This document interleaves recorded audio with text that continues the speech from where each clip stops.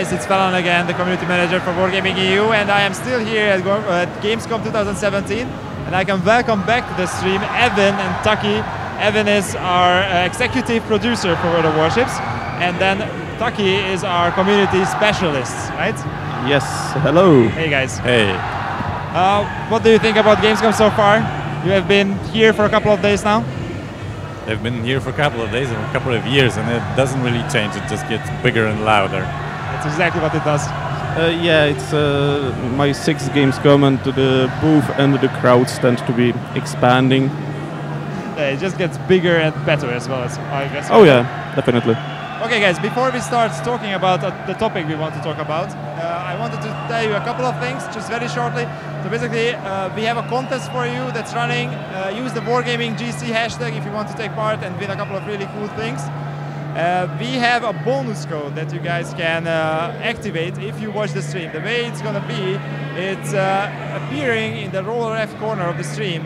It's one letter at a time, so you have to actually watch the stream, complete the code, and then you can use it on the portal.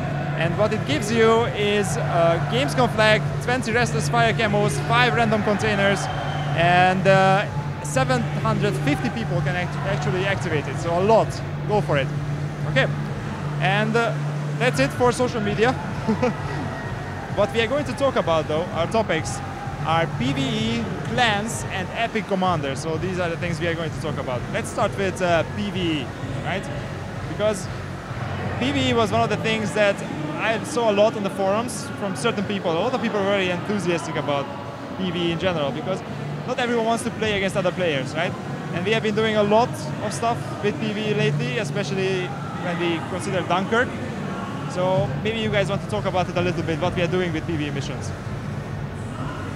So the fact that people don't want to play with other people is only actually partially the point. But most of all, we're also passionate about PvE because other than cater to the significant amount of players who play cooperative games, or only cooperative games in World of Warships, it also allows us to give people an experience that we can't give in PvP modes.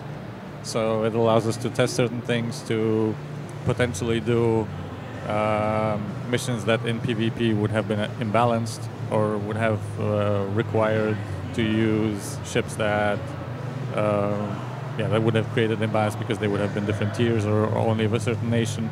So all of that stuff we can do in PvE, and that allows us to also be creative, and that's also a good thing for the team because they can like go around and realize kind of their fantasies and their creative projects in the team.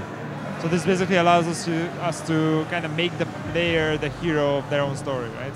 Definitely. That's the idea. Yeah, that's partially that, and it allows our team also to prevent kind of burning out by only working on the same kind of like map design or the same kind of experience in PvP missions and the same balancing and the same things. So a lot of creativity venting also in the team, which is very, very good, which is something that we need. And which also allows us to kind of refresh the game for a lot of people by offering them periodic experiences that kind of are very, very different from PvP. It also plays a bit into the player psychology because, I mean, players often welcome welcome challenging scenarios where they are facing insurmountable odds, but basically it's bad if the scenario gives advantage to another group of players, so it's safer to launch overwhelming odds controlled by the computer on you, because then it's against the system and nobody's trying to kill you and boost his profile. So yeah. Yeah, so we're kind of happy that the tests that we did last year kind of turned out this way, and that we were able to kind of validate PvE as a concept that's actually worth investing to. So now we're happy that, and as well, that Dunkirk turned out as well as it did in terms of it being historically inspired and us kind of having to navigate certain pitfalls because of that fact. And it turned out fine, and people actually loved it a lot. So this kind of gives us a lot of confidence to do other historically inspired scenarios. And there's like a lot of famous battles that people are suggesting, people have been asking for. I'm not sure we're going to be able to do all of them because some of them would be very controversial. Like if we wanted to do Pearl Harbor, how do we even start with that? Like which side are you playing? The side that gets killed? That's also difficult, to be honest. Right. So, although there is potential, I think that I would actually love to try doing it because there would be like a certain challenge for the team in bringing that. And actually, the good part is that the Dunkirk scenario was also kind of controversial in a few ways, and the community didn't react negatively to that. I suppose every kind of battle scenario is controversial one way or another, right? I mean, it's always one side winning, and the winners kind of define how history is viewed, and after that, it's a bit difficult to go against that in the scenario. I'm not sure. Yeah, that's kind of one thing, but I guess it's also very difficult to balance these scenarios, so that there is enough challenge for the players. Yeah, that was, for example, the thing I was most worried about when we were testing the Dunkirk and when I had the first look, that basically there were no really big ships as opposition, so I wondered how it will turn out, but it turned out just fine. I mean, the S-boats proved to be quite challenging enemy, and combined with the airstrikes and with the mines, it was very intense. Yeah, I can imagine. So, can we already disclose anything about any upcoming future scenarios like this? Is there anything already in the pipes? Yeah, so we generally speaking want to release PvE missions in batches. So we started off with the first season, which had 4 missions, and then we kind of already started working on another batch of 4 for the next season. But one of those was Dunkirk, and because we had a rigid deadline for releasing Dunkirk because it was tied to the movie as well, we kind of had to focus most of the resources on that, which kind of meant that the rest got postponed. So we are going to release a few more missions relatively soon, probably after our World of Warships 2nd anniversary, because right now people are working on the anniversary content and not on those missions again. There will probably be 3 missions coming for that season. Okay, that sounds good. Yeah, and then we're probably going to be working on other stuff by the end of the year, so probably next season after that will be the beginning of next year. Great. Yeah, I would just return to the Dunkirk because one of the things that really amazed me there from the developer side was the attention to detail, because for example, all the small boats that you were escorting there were based on actual really ships that took part in the Dunkirk rescue, even though obviously they had to be slightly altered to have the same speed, because we wouldn't probably have chance to escort anything that would plug around at 8 knots, but but there was, for example, the famous paddle wheel steamer, the Medway Queen, which is surviving until this day. It's I think on Thames somewhere, accessible as a museum. And the same went even for the special event ships. I know that especially after the event ended, we had a lot of questions about making the Anthony and the Cyclone accessible to players as premiums, but I have to temper the expectations here a bit, because these ships were made specifically for the scenario, so they were not basically they were not designed, they were not balanced for the regular gameplay, so they would need a lot of work to make them survivable. But they were interesting choice. I mean, I had a lot of fun trying to find out the best strategy for both Anthony and for the Cyclone, and obviously for the Gallant. So it definitely brought a lot of variety in the entire scenario. Yeah, those ships will. I mean, Anthony and Cyclone. People were asking about those ships a lot. That's true. And those ships will definitely come back because they're generally supposed to be part of the respective destroyer trees. We just had those blueprints on hand and chose to take those ships. So when those ships are going to be released, those ships will just come back. But as Taki said, they will just balanced for Dunkirk, so not intended for anything else right now. Okay. Are these scenarios coming back as well at some point? Because Yes, so we removed Dunkirk right now, and that the whole point is that the scenario was meant to be played with those ships. So if we say that those ships were balanced for the scenario was also balanced for those ships. So now it needs to be rebalanced for all the other ships at tier 6 or just whatever. imagine doing the scenario as it was in Farragut or in Cleveland, and that would be very easy. okay. So I think that's it for PvE. That was basically you actually answered one of the questions I wanted to ask as well about the PvE ships, okay. because a lot of people were curious about those two ships. Maybe one more question actually. That doesn't mean that we are not going to do any special scenarios in the future, right? For example, for Halloween. No, we're generally trying to separate that. So PvE seasons generally will contain maps that are not historically inspired, let's say, or are historically inspired but not as realistic as, say, Dunkirk was. So they will be kind of made up battle scenarios, and then depending on like which part of the year we are, there are certain events that we'll try to fit PvE into. Maybe April Fools, maybe Halloween. And if there are other collaborations like Dunkirk, then we'll try to work on those separately from PvE seasons as well. Yeah, I would just actually maybe return back to when you mentioned the Pearl Harbor.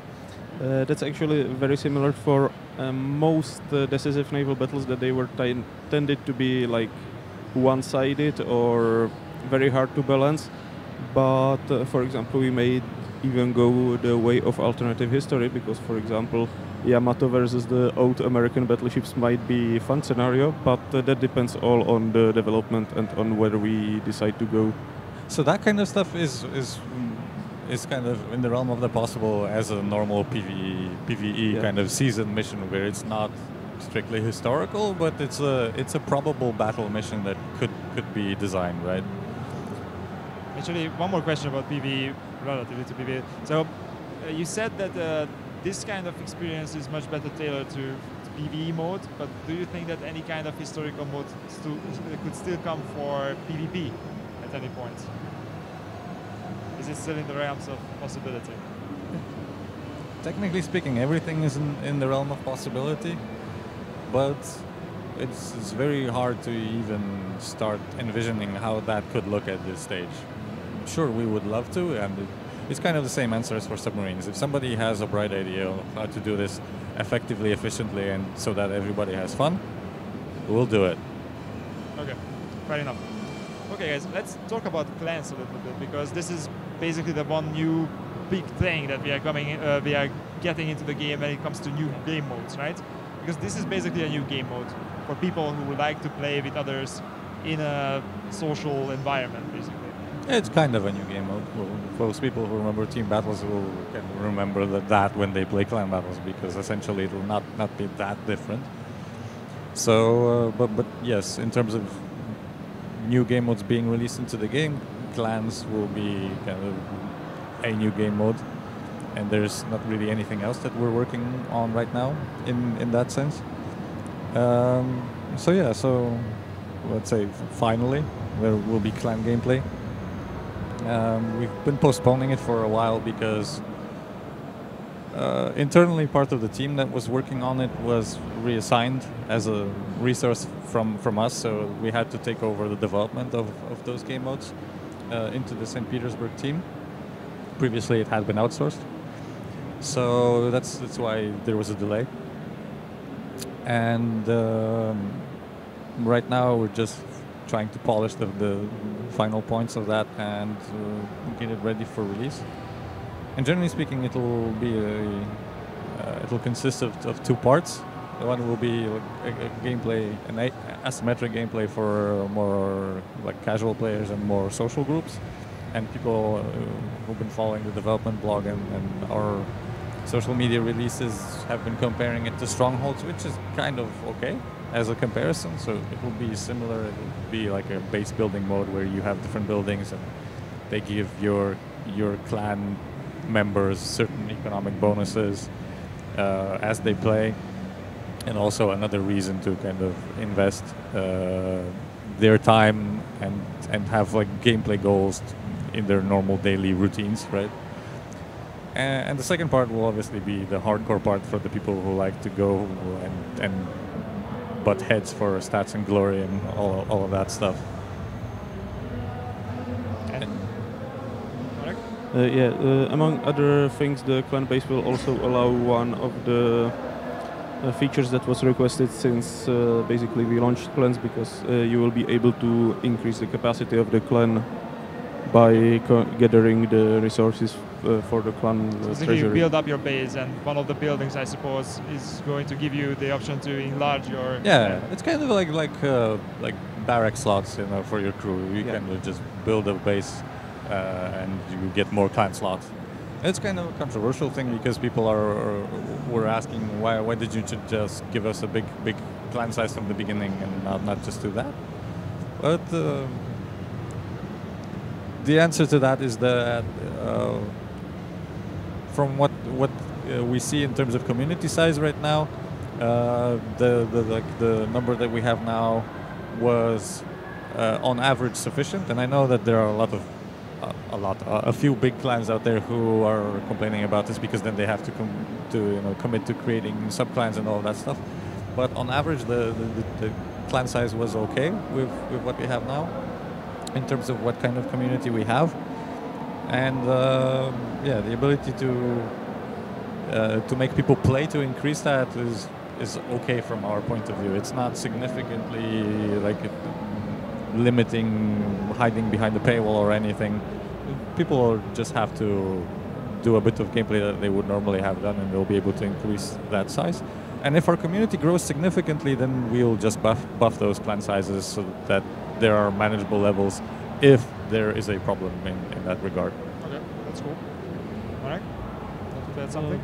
Now, just a side note that basically the clan size also influences the clan activities. So basically, we didn't, or for now, we will be going the way of the basically clan rank battles, which are generally smaller in size than, for example, the global war in the global map in World of Tanks. So basically, if we had huge clans, then we would have to scale activities to the huge clans, and the small clans might have trouble getting in, which is something that can be seen often. Yeah, that's also why we are probably going to start clan versus clan battles with a 7 versus 7 setup, which is like smaller than even the team battles that we had before. Was it more? Or was it 7? No, it was similar to 7v7. rank battles. Okay, so it was okay. So it's kind of the same, but it's smaller than random battles. But at the same time, we would like to increase that in the future if our community size allows, and if we release clans and see that the participation of the audience is growing and growing, and that a lot of players that play World of Warships every day are also participating in clans. Then we will try to increase that to maybe 8 versus 8 or 9 versus 9 as time goes on, because that allows more variety for build strategies and team lineups and all of that cool stuff that makes tournaments and makes competitive play exciting in general. Yeah, I'm pretty sure that a lot of people are going to be happy hearing about this, because there was a lot of questions about this kind of thing. It's for us. It's just a question of mitigating the risk of people not being able to find enough friends to play at a specific time. It's also about building up your clan, right? You start out with small clan, it's all relatively small clan, and then it grows and grows. So for an organic growth, or for converting non-clan players, let's say, to clan players, yes, that's generally how it works. Of course, there is a community that's pre-existing and that will just move into this system and move into this framework, and it'll be there and start playing immediately. The question is just how many of these teams are there, so that we can have a matchmaking queue for them, and so that there are no significant waiting times, which was the problem for team battles. So if it turns out that after release this critical mass is already there, that's cool. If not, then it's a question of grassroots community building. Okay. Can you maybe talk about the other benefits that the clans are going to receive with building the base Because this is one of them, right? Increasing the size. What else can you achieve? Well, there are various economy bonuses, basically allowing the clan members to progress faster, So that we are not talking about any in-game benefits. We are talking about acquiring more credits, more EXP, stuff like that. Well, if you're building a clan base, it's not going to help you win more. It's going to help you grind faster because it still needs to be not pay to win, right? Just to or not put people's minds at ease. You know? Yeah. Generally, good in big enough advantage is already given by just playing in a team versus playing solo. So, yeah. What about any future plans? Because we had basically the first stage of plans, and this is, let's say, the second stage where we implemented something more than just the social function. What else is coming? So once we release the clan bases, we're going to look at expanding that in the future. So if there's obviously also a community that plays that, if there's not, nobody's building clan bases, then we'll just leave it as it is most likely. But if the community likes it and if there's a lot of positive feedback about that, we'll try expanding that with new buildings, new levels, and all of that fun stuff, so that there's like more value in this feature. And obviously on the competitive side, this will be another milestone for us to see like how far along we are as a product or as a game towards more competitive gameplay and more competitive events per se. So if after a few months after clans are released, the ladder season is going fine and there are a lot of players and the clan amount and clan sizes are growing, then we'll consider to develop further features that can kind of make World of Warships a better game for more competitive gameplay, possibly going into esports specific features, streamer tools and overlays and all of that stuff that's necessary for running tournaments on our side, but also on the community side, and potentially doing big esports events as well. Are there any plans to implement any kind of global map, like the one we have in World of Tanks, for example, or something similar? Yes and no. So we've been thinking about global map from the very, very beginning of competitive gameplay concepts and clan game concepts for World of Warships. The only problem is that the concept of global map and of fighting on a global map works very well for land-based combat, so it works for tanks, but for us, fighting over a patch of sea doesn't really work that well because there's no emotional attachments. And if you think about it, there's an economic factor where people fight for bonuses or fight for even money in terms of like getting gold from the global map, but also if you, for example, capture Paris with your clan and you want to hold Paris, that's a kind of a point of pride and an emotional point for you. And we don't have that with water because you can only have that on the coastline, which is kind of part of tanks gameplay as well. But for us, like holding the Bermuda Triangle may be exciting for a few people, but generally not so exciting. And capturing a square H-43 somewhere in the middle of the ocean is not that exciting. So we did do a few concepts of how that could work in World of Warships, with like holding ports and controlling shipping lanes between different ports. It kind of looked like Ticket to Ride on water, kind of that kind of thing. I'm pretty sure that Marek would like that. Yeah, it looks kind of cool, but it by itself the concept is cool, but the gameplay behind it is very, very hard to make engaging, make fun, because you have those shipping lanes and controlling them is fun, but controlling the things around them is still controlling just water, and it's not fun. So there is like a big difference between one type of experience that you get and another type of experience that you get. So this is very, very hard. We're kind of taking our sweet time with this. For now, we're going to focus on this asymmetric social type of gameplay and on ladder type gameplays and global map. Essentially, it's also just a visual representation of ladder gameplay. So we kind of feel that we don't really need it right now. But as I said, if clans, validate a thriving community with a growing amount of players and good feedback, then we'll see how we can develop that. And it's going to be either esports or global map or maybe something totally different. Okay, that sounds very good. Sure. Okay, guys, before we move on to the commanders, is there anything else you want to talk about in terms of clans? Yes, please create clans. Please create clans.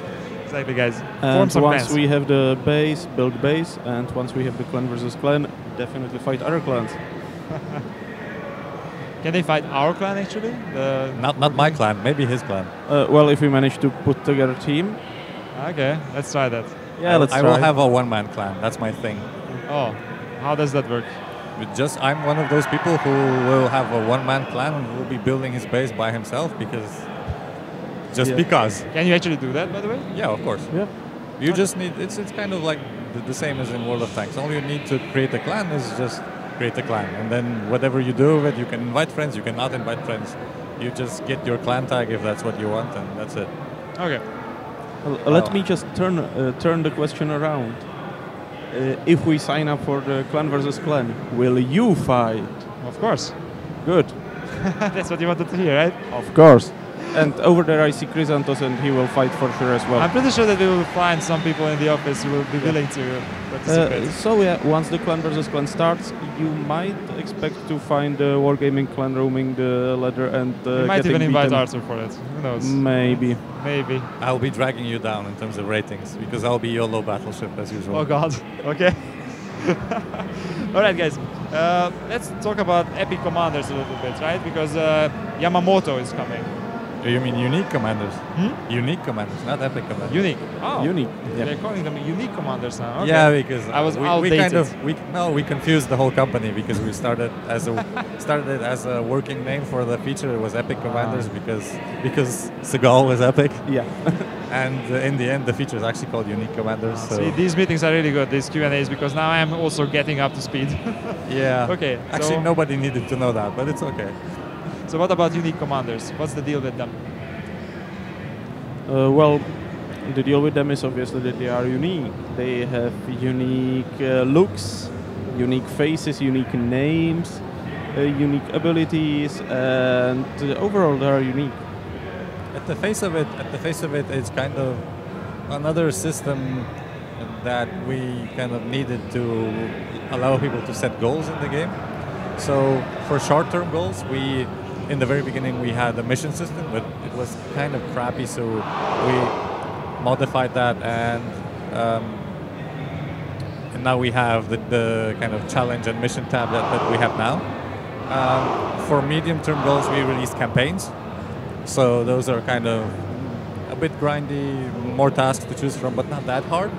And the unique commanders, they will generally be content for endgame players. That's why in the first campaign there's also a restriction to high tiers for the missions for those for this commander and for his campaign.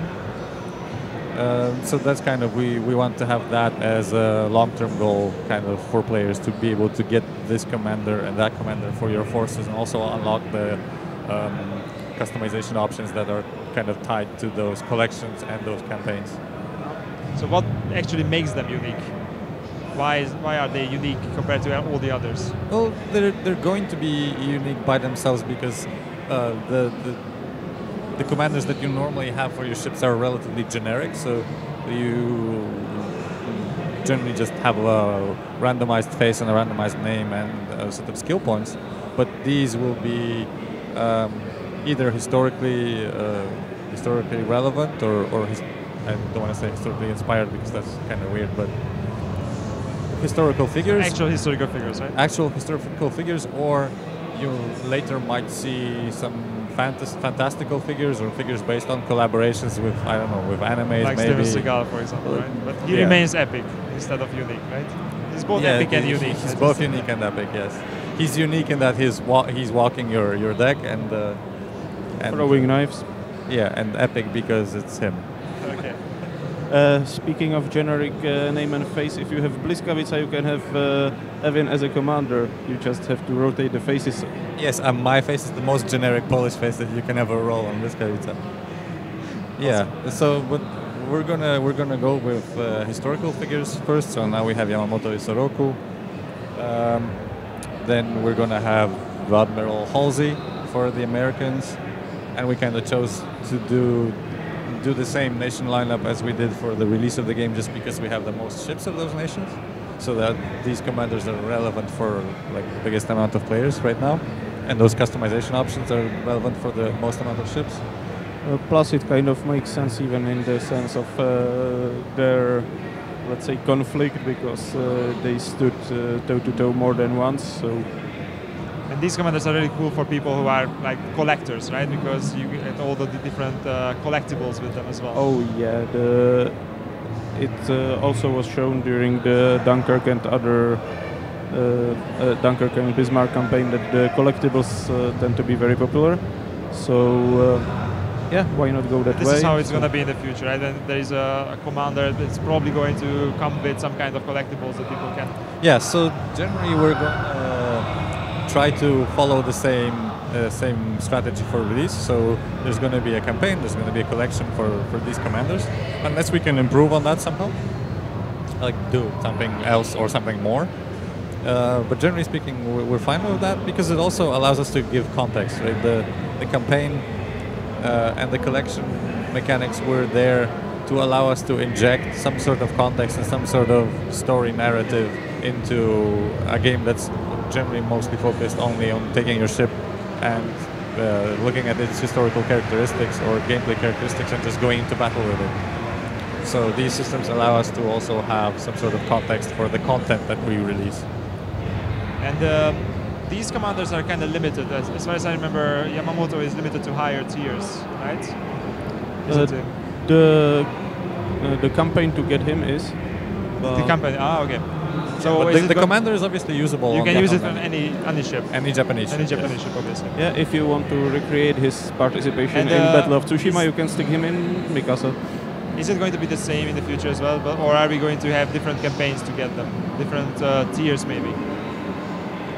I'm not sure there's a point in restricting commander use on ships.